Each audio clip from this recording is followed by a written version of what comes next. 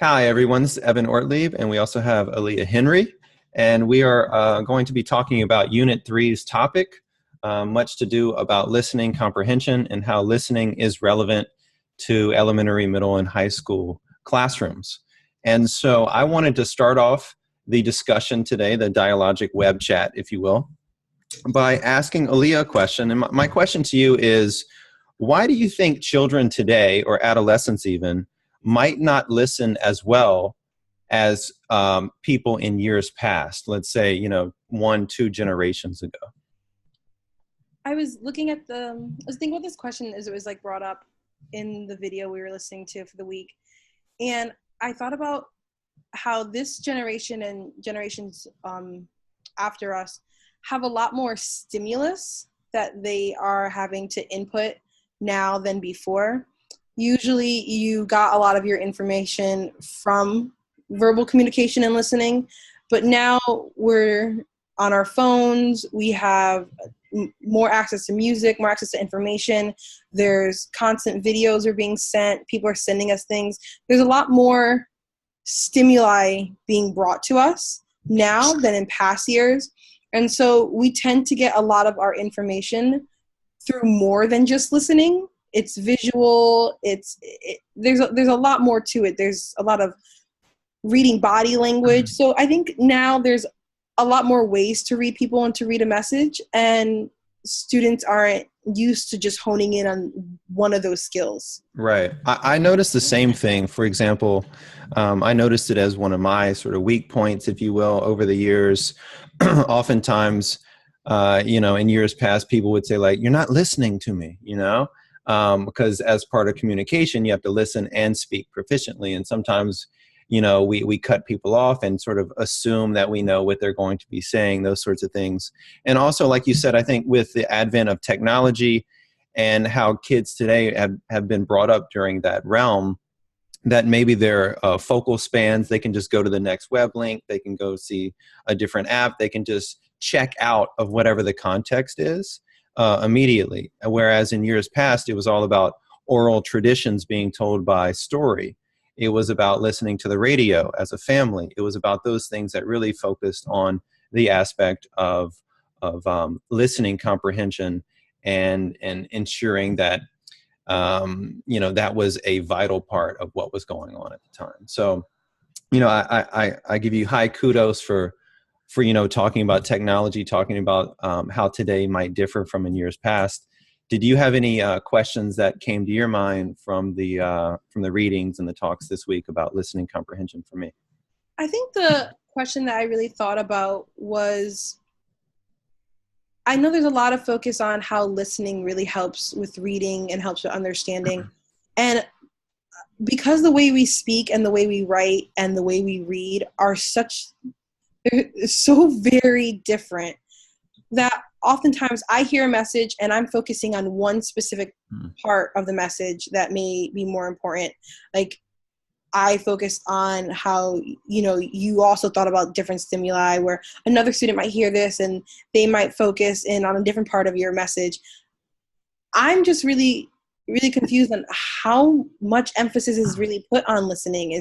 Is listening really affecting the way our students are reading? And if that's true, how am I making sure that my students are not just hearing what I'm saying, but listening to the correct part that I want them to hear? Sure. Emphasizing the right part. Yeah, I think I'll start off by talking about how the standards that exist within all of the disciplines. So, for example, in science, math, social studies, and ELA, there are listening comprehension standards in place, ranging from the elementary all the way through the high school years. That really has become a cornerstone ever since the Common Core started out, maybe 2011, that sort of time frame, where people realized that, like you were saying, with the advent of technology, that we need to pay more attention to listening as a skill set, as something that can actually be explicitly taught. And one of the slides in the PowerPoint this week looked at sort of a sequence of, it was like taking apart a typewriter and then going to replace the ribbon and all that sort of thing. And, if you go through that, sometimes people are able to focus on listening if they close their eyes, right? And just focus on that one sense at a time. Other people say that that's actually more distracting because they're used to watching people's mouth as they say whatever they're looking for. And so I think in trying to connect that with what you said, the difference between hearing somebody or actually listening to what they're saying, right? It's one thing it's almost like word reading versus comprehending the word reading, right? And so for me, to actually listen to somebody is to comprehend what's going on, whereas word reading would be almost just like hearing what they're saying, right? And so for me, listening comprehension is something that we can focus on. It is something that can be explicitly taught through some of the pedagogies and practices that we talked about, especially from the Divine article that was written in 1980, I believe it was. It's the most cited listening comprehension article of all time. It really includes those activities to try to stimulate somebody to become a better listener. And I think the last point that I really want to make is that it's one thing to bring awareness about a topic in terms of standards and so on, but it's up to us as teachers to really derive the pedagogies to be able to improve students' listening comprehension abilities. So I'm glad that in the Common Core they made a greater awareness so that people understand that it is a relevant construct to develop. But I think it's the onus is upon us to really figure out how we can do a better job at explicitly teaching it, right? It's one thing to say, listen to me already. You always just listen, just stop it and listen. Like you hear parents and teachers always say that, but did those parents and teachers ever explicitly teach the children how to do so? And so if your expectation is there, the pedagogies have to align with that. So that was kind of a question each. I think this is also going to serve as a catapult towards next week when we look at speaking. And because we know that there's a direct alignment between speaking and listening proficiencies, much like there is with reading and writing and so on. So I look forward to seeing everybody else's posts. I thank you, Aaliyah, for giving up your time today. And we're going to post this right away so others can see this dialogic web chat, and hopefully they can respond to us as well. And maybe we'll pose a question for them. I'll go ahead and throw one out.